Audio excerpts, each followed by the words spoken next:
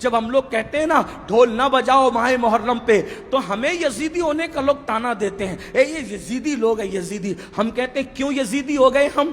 ہاں ہمارا حال تو یہ ہے کہ ہمیں ناسبی اور خارجی اہل بیت کا ذکر سن کے ہمیں رافضی کہیں، اور آپ کو ڈھول کے لیے منع کریں تو آپ ہمیں یزیدی کہیں.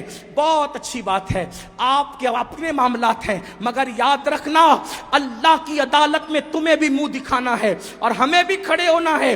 ہم حق بات کہہ جائیں گے. کیوں ڈھول بجاتے ہو محرم میں؟ کیوں ڈھول پیٹتے ہو محرم میں؟ کیوں چڑھاوے چڑھاتے ہو بتوں کی طرح معاملات کر کے؟ تو آپ کہیں گے محبت ہے محبت. ہم نے کہا کیوں محبت ہے؟ جن کی شادیوں میں ڈھول نہیں بجے ان کی شہادتوں پہ ڈھول بجاتے ہو بے شرمو. آپ بتائیں مجھے کوئی ثابت کر سکتا ہے امام حسن کے نکاح پہ ڈھول بجا، امام حسین کے نکاح پہ ڈھول بجا؟ جن کی شادیوں میں ڈھول نہیں بجے ان کی شہادت پہ ڈھول بجانے کا جگر لاتے کہاں سے ہو؟ کہا نہیں نہیں یہ عشق اور محبت ہے. ہم نے کہا اگر یہی عشق و محبت ہے، اگر یہی تقاضۂ محبت ہے کہ علی اکبر کے جسم کے جس دن ٹکڑے ہوئے ہوں، جس دن اللہ اکبر امام حسین کے سر کو نیزے پہ اٹھایا گیا ہو، جس دن بیویوں کی چادریں چھینی گئی ہو، اگر اسی دن ڈھول بجانا تقاضۂ محبت ہے، اللہ کسی کو وہ دن نہ دکھائے جس دن تیرے بیٹے کا ایکسیڈنٹ ہو اور تیرے بیٹے کا جوان بیٹے کا جنازہ اٹھ رہا ہو، اس وقت تو ڈھول بجانا.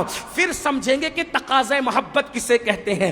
تیرے جوان بیٹے کے لاشے پر تجھے ڈھول بجانے کی ہمت نہیں ہوتی اور ہم شبیہ پیمبر کے جگر کے ٹکڑے کیے گئے، اس دن تم ڈھول بجا کر محبت کی علامت قرار دیتے ہو. شرم نہیں آتی؟ ذرا سوچو تو صحیح. سنیو، بدعقیدگی کے راستے ہم نے استوار کرنے کی کوشش کی ہے. امام احمد رضا کی شان یہ ہے انہوں نے اہل سنت کو بھی اصلاحی نظریہ پیش فرمایا اور بدعقیدوں کو بھی لگام عطا کی.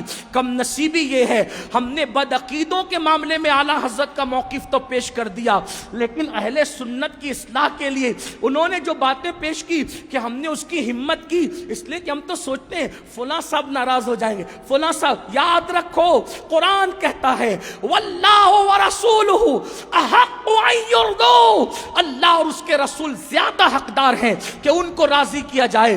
لوگ رزاق نہیں ہیں، رزاق اللہ ہے. اس لیے سنیوں میری قوم کے جوانوں، امام نے جو پیغام دیا ہے اس دونوں کو سینے سے لگاؤ.